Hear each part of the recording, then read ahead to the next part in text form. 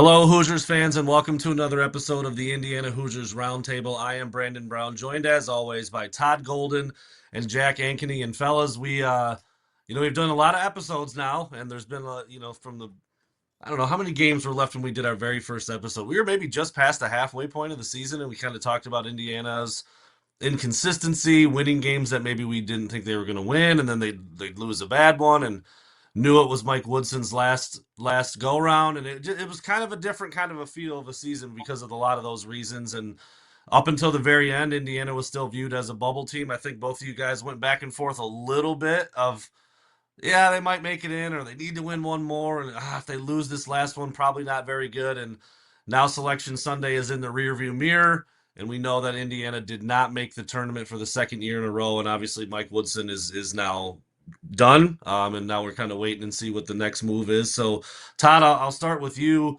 Um, just initial thoughts on Indiana not making the tournament. I know, like I said, we all three kind of went back and forth on whether or not they were going to. Thought they had a little bit more work to do. Didn't get it done in the Big Ten tournament, and here they are on the outside looking in.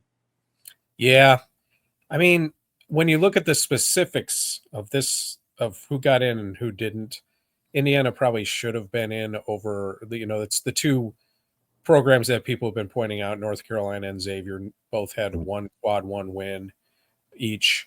So in a specific way, Indiana probably should have been in the field compared to those teams. In a more grander, bigger picture scheme sort of way, did Indiana deserve to be in the field? Not really. I mean, 4 quad one wins is better than 1 quad one win, but it's still not very good when you play 17 quad one games. So while I think there's a beef in terms of, the specific teams that were put in ahead of Indiana, I don't think there's much of a beef in terms of how worthy they were for the tournament. And then when you consider that one of those quad ones is Penn State at the Palestra, and they were barely a quad one team, not a very good team. So when you look at the quality of the quad ones, Purdue's a good win, Michigan State, very good win, at Ohio State, decent win, but not great. So I have a hard time getting all worked up about it, other than the notion of the teams that they did put in, which are kind of ridiculous. But past that, I mean, they kind of made their own bed, and unfortunately, they're laying in it outside of March Madness. Yeah, Jack. So we talked about, having some work to do. Probably losing in the Big Ten tournament might mean they're out, and winning a game might mean they're in. I mean, do you think it really came down to that? I mean, was it that close, or is there more to the story here? Well, yeah, I mean, I think from that perspective, if they would have beat Oregon, they would have been in. I think that would have given them another quad one win, although you could sort of argue that maybe those weren't as important as maybe we thought they were based on UNC being let in with 1 compared to Indiana's 4. But I mean, I think you can also go back and look at some of the close losses they've had during the season, like Maryland and, all the ones that we've talked, Purdue, Michigan, UCLA. You could make the same case that winning one of those games would have also put Indiana in position to make the tournament. But I do think it was that close, and I think Indiana has a legitimate beef because there's really not a whole lot of, when you look at North Carolina's resume, like there's really just not a whole lot that stands out about it. But at the same time, Indiana had its chances and didn't take advantage. So, when you're on the bubble, it's always, I thought Indiana was going to sneak in and play in the first 4, like as I was watching the selection show, but really in the 48 hours in between, or however long it was between the Oregon loss and Selection Sunday, I was kind of flipping back and forth, like, I don't think they're in. I do think they're in. So when you're in that position, you can never, I guess, totally feel too confident about it. So Indiana, didn't remove the doubt of making it. And when you're in that position, it's kind of hard to feel too snubbed about it, I guess. One thing I do want to mention is it's obvious that the committee is really leaning towards the predictive metric rankings rather than the ones, because that was the one thing that Xavier and North Carolina both had Mhm. huge advantage over Indiana in. And when you look back at it, I wrote a story yesterday about, and I'm going to have more stories this week about what went wrong for IU. But yesterday I wrote about scheduling. I actually don't think they scheduled too poorly in their non-conference, and they mostly took care of business as far as meeting expectations against their mid-major opponents. But what killed IU in the metrics was, or in the predictive metrics, was getting blown out by 25 at Iowa. Not a very good getting blown out at home by 25 by Illinois, losing at, some of those losses were really hurt them in the predictive metrics department because those are all predicated on meeting expectation of result, which frankly, I think is kind of a ridiculous way to pick the field, but that's the way they picked it. And that's something that, Indiana, I think they tried to be more cognizant of it this year, obviously losing to Louisville and in the manner they did in the Bahamas is another one. But Indiana was not a predictive metrics darling, and they kind of paid the price for that, I think. Yeah, we'll stay with you, Todd, as a segue into what you just brought up, the series of stories you're about to write that explain why this happened and kind of how it happened. So yeah, I mean, we talked about the inconsistency. We took, there were some injuries along the way. Obviously, the Mike Woodson situation was kind of strange, knowing that he was done. What are the reasons? I mean, what are the biggest reasons why they weren't as good as they were predicted to be? I mean, it's obviously a talented team. A lot of people thought they were going to be better than they were. Why weren't they? What happened? I think some of the preseason expectations were, in hindsight, way too optimistic. But we know that now. I mean, that I'm not, coming into the season, if things had clicked right, that's definitely some hindsight 2020 talking right there. I do think the one part of the schedule that hurt was putting all their eggs in the Battle for Atlantis basket, because once they failed there, they were hosed in terms of being able to recover anything from their non-conference schedule. Um, we talked about this yesterday amongst ourselves. Shooting was a problem in many different ways. 3-point shooting was often inconsistent. Free throw shooting was very inconsistent. That was a part of it on the floor, and then it was just hard to know which version of each player you were going to get on a given night. Towards the end of the season, Trey Galloway was way more consistent. I thought Umar Ballo was relatively consistent through the season. I mean, he would drop in a clunker about one every 5 games, whereas some of the other players had a higher rate of clunkerism than he did. And then Mike Woodson was part of the issue. I mean, I think the Woodson issue was in the way the team was set up coming into the season. My issue with Mike Woodson has always been that he never really had any identity for his teams. And if you don't have that, it makes it hard to fall back on something when things aren't going well. What Woodson did well is once things did start going poorly, he showed some flexibility, like using the zone defense at Michigan State and stuff like that.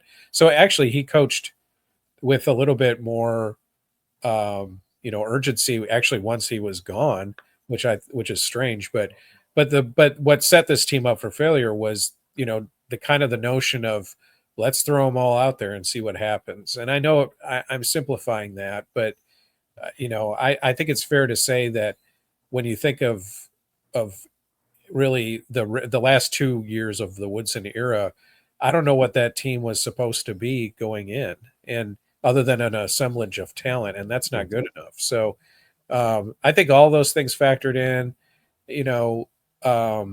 and then once the losing started and fans started getting into it, it became, especially late January-ish, it became pretty toxic. And players should have to fight through some of that, but they're human beings. I mean, they're not always going to be able to. So, and I'm not trying to blame the fans or anything like that, but playing in Indiana is a pressure filled thing, and I think a lot of players have trouble with that, and understandably so in some respects. So those are just a few things. I don't think it was any one specific thing, but a lot of different things that kind of led to a, not a terrible season by any means, but certainly one that was not up to expectation. Jack, I would love for you to break down in specifics the percentage of clunkerism for each player. If you could do that right now, please. No. Yeah, I got That's the Of first. words. That's a first for me. I like that, Todd. No, Jack. yeah. I mean, yeah, it kind of feeds into the theme, I think. And look, this is my first season really doing anything with Indiana basketball. I've learned a lot from you guys, and it seemed like this theme of inconsistency was kind of like the underlying, and that's I think why Todd's saying it's not any one thing. It wasn't any one guy. It wasn't any one reason. I mean, does that fit your narrative for the season as well? Yeah, I think so. I mean, I think going into the season, um, the big reason that a lot of people thought they were going to be better than last year was because of the guard play was supposed to be improved. And I think it was compared to last year, especially after the Xavier Johnson injury, but it definitely did not reach what I think a lot of people thought. Um, Indiana brought in Miles Rice and Kanan Carlisle, who both had pretty good freshman seasons at Washington State and Stanford. But Rice had some good games. You think of some of those early season games. I think he had like 9 games with 16 or more points, but then a bunch of clunkers. So his I guess clunkerism for what Todd was saying was he also had some of the late game mistakes, like you think against Purdue and Maryland. Carlisle never really got off the ground. He was probably the biggest disappointment in terms of the transfers. Um, his shot really never fell throughout the season. He was never able to kind of build that confidence. So Indiana ended up basically going with Leal and Galloway down the stretch of the season. So I think those were kind of two big reasons. Like, those guys didn't pan out as much as Indiana thought. And then because they didn't, then they sort of had to adjust. And I don't think Renew and Ballo, Indiana tried to make that work for a little bit. And I think that does get overblown, like kind of the complaints of the two big lineup not working. Like, I think there were times that it did. And the reason that maybe Indiana didn't work wasn't just because of them. It was because of the guards, too. I think kind of Todd was right about, Woodson kind of going into the season with, well, we're just going to, kind of figure it out and put these new pieces instead of saying, this is what we want to do.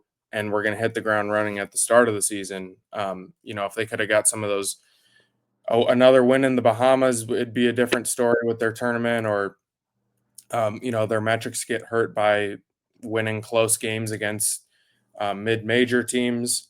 I don't think the 3-point shooting was as good as maybe we thought it would be. I think Goody was basically what everyone expected, but Mackenzie and Baco didn't really take the second year jump. Malik Renew's injury, I think, kind of put things out of whack, and that sort of just all through the season into this mode where it was kind of like, well, we're going to try this, and then we're going to try this, and it kind of the pieces never really all came together until the end, when it was just a little bit too late, I think. Yeah, and that's tough. That's a tough job for any coach, and obviously it led to the demise of Mike Woodson, a legendary Indiana player. He was kind of thought to be the savior, maybe coming back, all the NBA success that he had, and just, that name around Bloomington carried a lot of weight. And now he's out, and it was it was certainly bittersweet for him at times. You could see it after during post game press conferences when they would lose a tough one, and he knew, like, did we just lost another one, and now I only got 7 games left and 5, and that's a weird spot for a coach to be in. We talked about that a lot this year too. So Todd, I'm sure Mike Woodson would have liked it to go very differently. I know a lot of the fans certainly would like him to be, probably there for 15 years and just have year after year after year of success, but it didn't go that way, and now he's out. So how will the Mike Woodson tenure be remembered at Indiana after a shorter run than most people probably thought he would have, and really probably 2 forgettable years to kind of close out his career there? Yeah, I mean, the last 2 years will not be remembered fondly. This year was better than last year. I mean, it's not like they went completely downhill and never stopped. I mean, last year's team was nowhere near within, we win one game in the Big Ten tournament and we're in. I mean, they needed last year. They basically needed to win the Big Ten tournament to get in the field. That's how far that team had taken Indiana down. This year was marginally better, but still not good enough. And it's strange because in the historical context, Woodson, I don't have his winning percentage right in front of me, but he actually wasn't that bad in terms of historical IU coaches.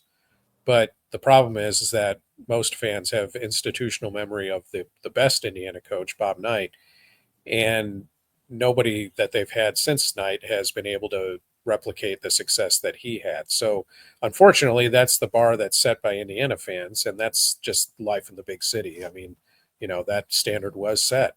So, in that sense, he wasn't able to accomplish that. Um, you know, he was better than Archie Miller, probably, if you look at it in the historical context. Not as good as Tom Crean, obviously. Um, you know, Kelvin Sampson, before he got into trouble, was trending the right way.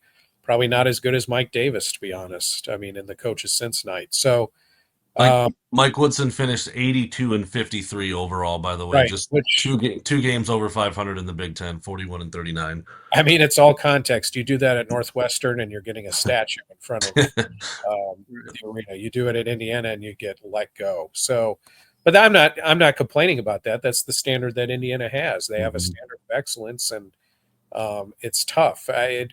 And some of it, if I'm being honest, isn't necessarily Mike Woodson's fault. I mean, it probably wasn't if you're going to want to have a program that has a standard that most fans set for Indiana, going for a coach who's never coached college basketball before wasn't really a very good decision.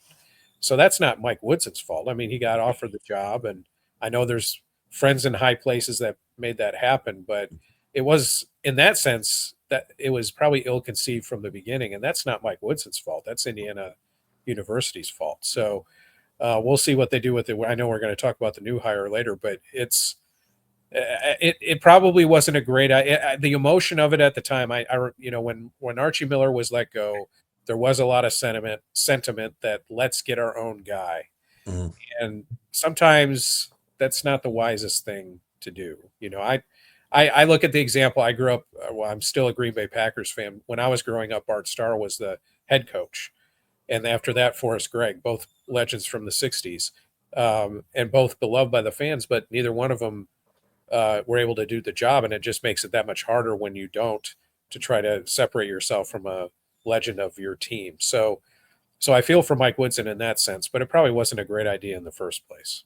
It's so as a person who's covered Michigan for more than 10 years, like the parallels sometimes between this and like Michigan football are pretty uncanny. Like the always got to be a Michigan man, never will deviate from that, and it worked out. Like obviously Sometimes it works out works fine. out great. Yeah, it just doesn't always, and it's probably not the right. I understand why the fans want it that way, because it's a perfect scenario of, hey, we're back in the glory days with our own dude, and it's kind of like, it's a carrot that you want to grab and hope it works out, but when it doesn't work out, it could be kind of. I know I don't want to speak for Mike Woodson, but I'm sure the criticism and some of the stuff that we've heard, that may have happened with him and his family behind the scenes is odious stuff, regardless of whether he's a program legend. But I'm sure that makes it all the more worse for him. So I feel for him on a human level in that sense. But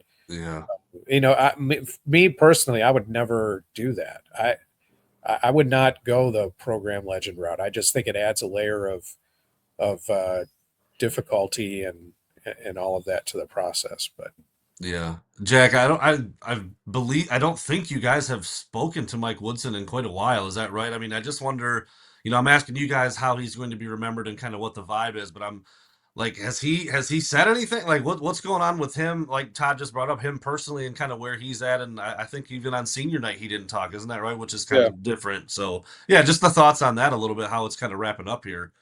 Well, yeah, I mean, it did come kind of to an abrupt end. It was kind of awkward, with the loss in the Big Ten tournament. I think at the time, the players and maybe even Woodson thought that they were going to sneak in, or at least they spoke like they were pretty confident in that. And so, the times that Woodson was, initially Indiana sort of asked like, all right, Woodson's going to talk about leaving, on his time. And so there was a stretch where he didn't really get asked about it. But as the season wore on, I think after the senior day game and after the Big Ten tournament, he was kind of asked about it. And he sort of deflected it, being like, I just want to focus on the players and focus Mm. on our season. So, we haven't really gotten that conclusion from him, and I was sort of curious to see if like Indiana would put out some sort of statement with a quote Mm. from him, or if he would come out like that. So I'm kind of curious to see how that happens, or if they sort of just leave it open ended for a while. But it did sort of create kind of an awkward ending here, and you know, sort of just to sum up his tenure. I mean, I think he talked before every season like the goal here is Big Ten titles and national titles, and that's always going to be the expectation at Indiana. So he didn't live up to it from that perspective. I think Todd was kind of right that some of how bad it was gets a little bit exaggerated. He took Indiana to two tournaments, was close to one or close to a third. Um, Went 4-4 against Purdue. Definitely better than the Archie Miller tenure. But I think it never really felt like he was, especially the last 2 years, like he was close to making Indiana elite. And I think even if they kept him, like there was never really that kind of thought that he could take Indiana to new heights. And um, his teams got blown out a lot, like in the non-conference the last 2 years, which I think was kind of deflating for the program, because it was not like, oh, we're close to beating these teams. It was like, you always saw kind of that gap. Um, but I think it kind of went back to, there were some concerns like when Indiana hired him, like, oh, would he be able to recruit in college? And he didn't have a problem getting talent, I think, but he had a problem, especially in the last 2 years when he had to build the roster through the portal with, getting the right guys that fit together. And that was, I think, kind of goes back to what we were talking earlier of why these, the last two seasons didn't work out. Well, One thing I did want to point out as far as the perception of Woodson, I was just looking when Jack was talking. The one thing that happened in nearly all of his seasons was a long losing streak. Yeah. This year, what did it peak at 5? I think. I know he had a lengthy one last year. I don't remember how many games it was. He had a 5-game losing streak his first year. I think the only year he averted it was the second year, and even then, they had a 3-game losing streak when they restarted Big Ten play in January. I remember there was a lot of nervousness. They went to Penn State that year and got destroyed. Penn State had like 23 pointers or something. So he never had a streak where he always, or I should put it differently, he always had a streak that created doubt in the fans during a season. And truthfully, most teams have that. But there was never, like, I remember his first season. That was before I was covering Indiana, but I just remember from afar they had a 5-game losing streak. mm-hmm. And people were already jumping on Woodson. Even that first, his earliest critics were jumping on him even back then. And so there was always that moment during a season where it sowed discord and doubt. And they would usually recover with an unexpected win. I do remember in his second year, after that 3-game losing streak, they reeled off, I think, 5 in a row. They won 5 in a row, including some impressive wins. So it never felt like it was ever all that consistent either in terms of their performance on the floor. So Yeah, first year a 5-game skid. Second year, 2 or 3, which not a big deal. Last year a 4-game skid, and then this year 5 again. So yeah, a little bit of and it was pretty similar times each season too. Kind of like when you're ramping up and you're supposed to be starting to, usually in January at Yeah. some point. I mean, like I said, 2 years ago it was early January. They had a loss at Iowa where they were way ahead. Race Thompson got hurt, and Iowa rallied and won up there. That was disappointing. That Penn State game was part of that same streak. And I did the Woodson win tracker for our site, and there was always a gap. I have them broken down by season. There was always a long gap between wins. In some cases close to a month. This year between the Michigan State win and the USC win was almost a month's worth of calendar time. That's a long time. Yeah. They're in the misery, and especially with the nature of some of the close losses that Indiana had in that period. And it just, fans get pissed off, and that's kind of the nature of the beast. But it seemed like Indiana never escaped that pattern. That's an Yeah, interesting I way to also think. I was going to say that's an interesting way to think about it. I mean, when you've got some time, I mean, there was what 9 days they had between those two games. That I don't know if that was two losses. Yeah, I that can't was that remember, was right. There was a gap. I but think it that was actually between when they lost to UCLA and when they beat Purdue at home. There was a 9-day gap, but so that does play a role in it. Yeah, but I yeah, mean, it's still though it's a long time for fans to be stewing in their own juices, so to speak. And it feels a lot worse when a month goes by between yeah, wins. Like even if it's only 4 or 5. I mean, yeah, that's a long time on the calendar. yeah, I mean there were just you think of multiple seasons, like even the year that they were with Trace Jackson Davis when they got like a 4. Like I remember they went in 4 seed. They went and beat Purdue at Purdue, and then they come home and get blown out by Iowa. Like there were just instances like that, or like this year, they go and beat Michigan State, come home and lose to UCLA. You beat Ohio State on Senior Day. Everyone thinks you're making the tournament, and then you go, lose in the first round of the Big Ten tournament to Oregon. So it sort of felt like the points where they were sort of starting to turn it around. There were a lot of just kind of immediate fall offs. Like after that kind of they were never able to get it back, and this year was kind of the late game failures too. That if they win one or two of those, it's probably a different story with their postseason.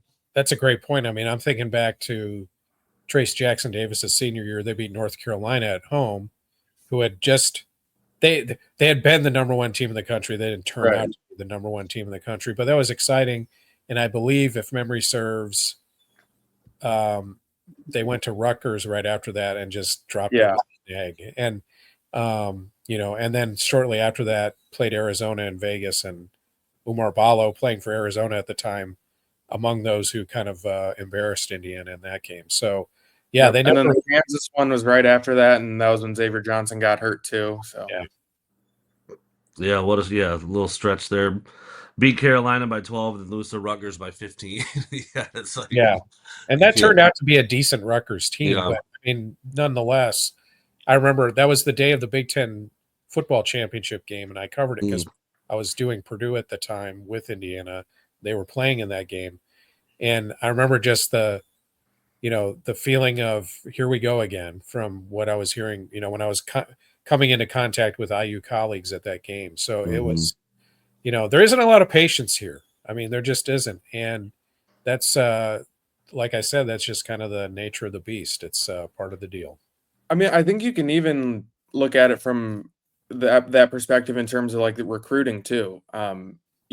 They were able to, last year it's like they get Liam McNeely, and then he's like, oh, are they also going to get, Derek Queen and Boogie Fland? Like McNeely was calling him out on his commitment thing, and then they end up getting none of them after McNeely decommits, and then like this year they get Trent Sisley, the guy from Indiana that now at Montverde that everyone wanted, but then they don't get Braylon Mullins and Jalen Harrelson, the other two in-state guys. So it was almost like kind of that similar thing on the court and in terms of recruiting that the momentum was never. It was always like you do one thing that excites people only to kind of bring them back down a few times after. Well, and you know what? Related to that, fans have and this isn't just Indiana, but we know it because we're around Indiana. There is this weird thing, and I know it happens in football too, as it relates to recruiting, where once the season is over, you get a couple dudes, and then all of a sudden, the shiny new toys are there, and fans start to get excited, which is cool.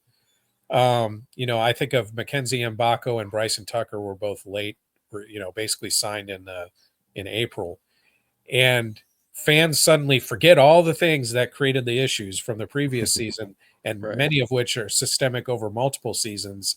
And it's like, wow, we're going to be, and it definitely happened last year with the transfer portal. It's like, wow, we're definitely going to be great. Well, every team is doing that. Every team is hitting the portal, and not every team is getting a high school recruit, a 4-star in April, but there is this weird amnesia that happens between, like, it's like everybody walks through some sort of force field and on April 1st, And after they've passed it, it's like, wow, we're going to be great next year. And I think that definitely contributed to the vibe of this season because, when you look back, and again, this is kind of hindsight speaking, but you look at what Miles Rice did at Washington State and what Keenan Carlisle did at Stanford, it was okay. I mean, it wasn't like they weren't can't miss guys. And so I'm not really sure why that notion came about in the fan base, but anyway, I think that hurt Woodson too because he didn't, but hope would be created out of the new guys that they were bringing in. Indiana, of course, has a lot more flexibility in the portal because they have resources to be that way. But it's an interesting dynamic, and but Indiana isn't alone in that. There's a lot of fan bases who do the same thing on an annual basis.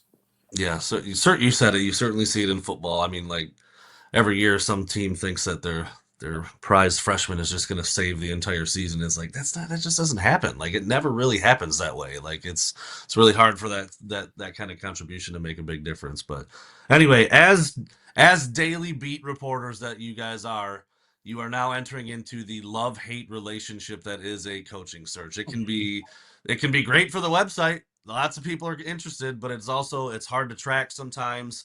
Sometimes that's intentional, sometimes it's not. Sometimes the list is huge, sometimes it's not very big. And just every one of them's a little bit different. And it's certainly at a place like Indiana for the basketball program, it's a very, very big deal.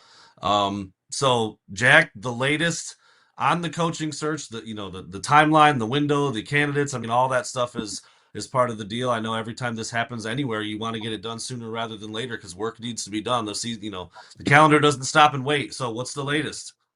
Yeah, I mean, I do think the timing now kind of opens up, obviously, with the season being over. I mean, obviously, they were not going to announce a hire while the season was still going on. So now it's sort of like game on, if they were to hire a coach that's not in the tournament, it could theoretically happen now. But you got to think some of their targets are probably, in the tournament. And two of those names that have kind of been getting a lot of buzz recently have been like Brad Brownell from Clemson and Ben McCollum from Drake. I think there's been, some reports of them lately from like Jeff Goodman and, nationally, and then Rick Bozich more kind of locally have kind of thrown out those guys as two of the bigger names. But, I think it's I don't think a lot of I think Indiana's been pretty quiet about this. So I wouldn't be surprised if there were kind of some candidates that either we're not talking about or ones from that were more in the conversation earlier in the process, like, like Greg McDermott or Mick Cronin or, TJ Otzelberger. Like, I think a lot of people are talking about them, a few weeks ago that, I don't know if they're, still the most realistic possibilities, but like, I wouldn't kind of cross off any of the names besides maybe like like Brad Stevens, who everyone, a lot of fans were kind of hoping for early in the process. Todd, when you look at the search, and I don't know, it's probably pretty similar across the board. Whenever a basketball program's looking for a new coach, there's certain things that have to be there. But given how things ended with Woodson, you kind of talked about, yeah, he was a legendary player, and maybe that's not always the best way to go. What would be on your checklist of this next coach has to have A, B, and C? I'd like him to have X number of years of experience as a head coach. I mean, what kinds of things would you say need to be on there as they kind of move on from the mistakes that Mike Woodson might have made? I think we overcomplicate this. I mean, I think having a distinct philosophy of what you want to do with the program is something that's obvious after the Woodson era. Have a system, stick to it, have a certain kind of player you recruit to. And if that system means recruiting elite players, great. If it means recruiting specific players for a role, great. Past that, obviously, you do want some semblance of a proven track record, which I think is obviously something Woodson did not have at all at the college level, and had a decent amount of success at the pro level. Although the leash was always short with him on his jobs with the Hawks and the Knicks. But beyond that, I mean, somebody who can. I mean, at this point, you need somebody who can try to unify the fan base. I don't know if that person exists. all the names that Jack brought up all have their fans and they all have their detractors, and there's still a group of fans who are somewhat unrealistic about who Indiana is going to get. I mean, you still see fans bringing up Brad Stevens. It's like that ain't going to happen. So I'm not really sure why people don't understand that. And then there's other coaches who get brought up that Indiana may not be interested in for various reasons. So to me, I've always thought, just go get the best person, go get the best coach you can get, which sounds simplistic, and it is, but it's sometimes simplistic is the way to go. I mean, if you try to complicate it with, well, this coach is good at this, and maybe they can also be good at this. I mean, I don't know. I think you need to streamline it down to, who predicts the best success for the program over the next 5 years or so, and who gets Indiana to a point where, everybody wants them to be. I'm not so sure any of the candidates that are being mentioned as possibilities recently are going to pass that test, but who does? I mean, it's unless you roll out there and go grab, Bill Self or something like that, or Tom Izzo, and neither one of which are going to happen. It's just you're going on somewhat of a hope and a prayer. So it'll be interesting to see who ultimately is the choice. Jack, I'll put you on the spot a little bit. Of the realistic candidates, I mean, you listed 5 or 6 guys. I think if you could push a button today and hire one, who would you go with? Is there even a? I mean, have you even thought about it like that distinctly yet? Yeah, the hard thing with answering that is like you just don't know what their reciprocal interest is. Like Sure. I've always thought, even like going back to when they hired Woodson, like I always thought like Scott Drew was a great candidate for Indiana, and like when they hired Woodson, like he probably wasn't going to leave Baylor because they had just won a national championship. But I just wonder, like now, they haven't quite had that same amount of success. A lot of people talk about the revenue sharing opportunities being more advantageous in the Big Ten because of the TV deals. The Big Ten and the SEC, like moving forward compared to like the Big 12 or other conferences. So I wonder if that motivates a coach to want to try to get into the Big Ten.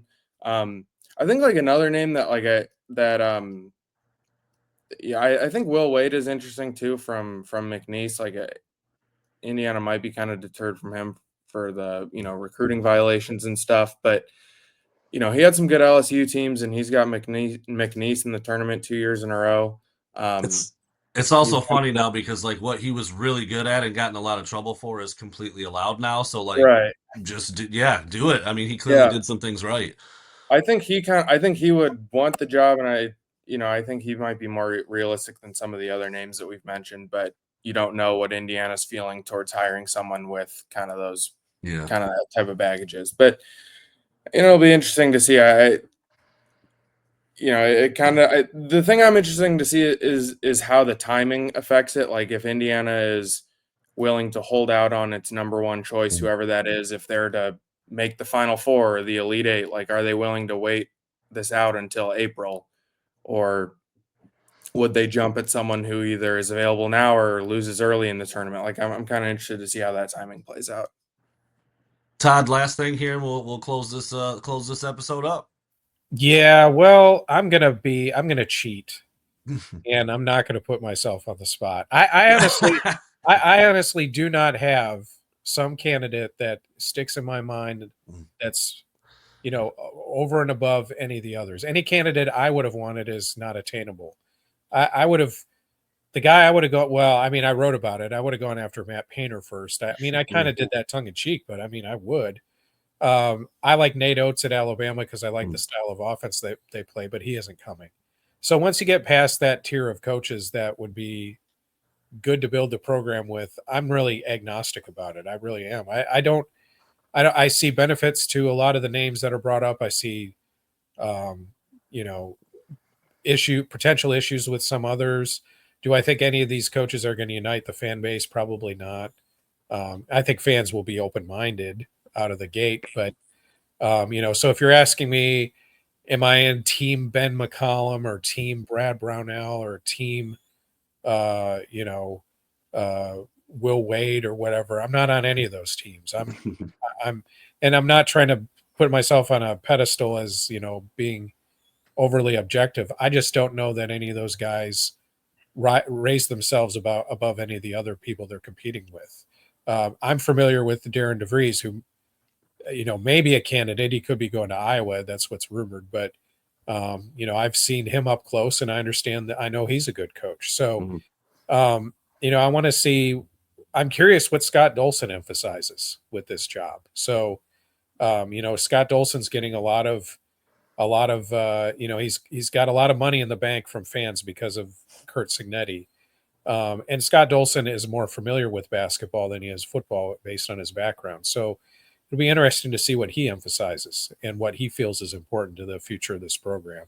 I will say about Will Wade, we need to be careful about everything that he did is now legal, sort of, but he got accused of bribery on an FBI level scale. So it's not quite, it may be illegal now, but the way he did it back then was not only illegal NCAA, it was investigated as illegal overall. So yeah, pretty I shady think he's a stuff. non-starter. I don't think he's coming, regardless of, he has a lot of good traits as well as a coach, obviously. But so yeah, I'm going to be a big chicken, and I'm not going to advocate for any of them.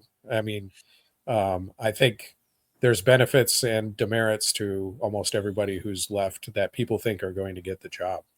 More parallels with Michigan football. I feel like the Scott Drew, that's Matt Campbell for Michigan football. Like he was killing it at Iowa State, then he kind of fell off a little bit. Now it's like he probably wouldn't really want him. And then everybody, when Harbaugh hung it up and it was like, who's going to be the next guy? Everyone's like, well, who do you get? Like, who's going to check all these bots? It was the same, like exactly what Todd just said. And is there any? I mean, this doesn't happen as much in basketball, but is there anybody at IU already? Would they ever think of a promotion within, or is that's not really a thing with this group? I wouldn't think. No, I mean, none of the assistants have head coaching experience, Yeah. and people have talked about like, like I think a lot of fans are like, oh, give Calvert Chaney the job because he's program legend. They wouldn't, he's never been a head coach to the NFL. I don't think we want to go through another Woodson situation like that. I don't know that Calvert has ever expressed any right. Yeah, that too. Anyway, I mean, I get why fans bring it up because why wouldn't they? But fans love taking just great players and saying they'd be awesome coaches, which is not the case very often. Actually, we should have kept we should have kept a list of ex-IU guys that fans have brought up. I mean, that are realistic or not. I mean, it's just there's still a ton of people who have direct memories of the Bob Knight era, and it's just a lot of those fans live in that space. So you still hear players from his era. Well, Calvert would be one who get brought up. So it's understandable. I mean, like I said, my closest to this is being a Green Bay Packer fan. Similar tradition and similar, kind of vibe among the fans. And so I get it. It's an emotional pull. There you have it. Well, we'll be back next week to continue talking about this. Obviously, guys, if something big happens and we need to jump on and do something earlier, we will do that. But now it's kind of a wait and see what Indiana basketball is doing in terms of finding a new coach and also keeping up with Indiana football as they are. Is spring practice underway or soon? I know everybody's kind of getting it going. Spring practice is in a break this week because it's spring break for IU, but they got a weekend and they get back to it next week. Awesome. So there you go. We'll talk more Indiana basketball coaching search and probably some spring football stuff as we kick it off again next week. Thanks a lot, guys.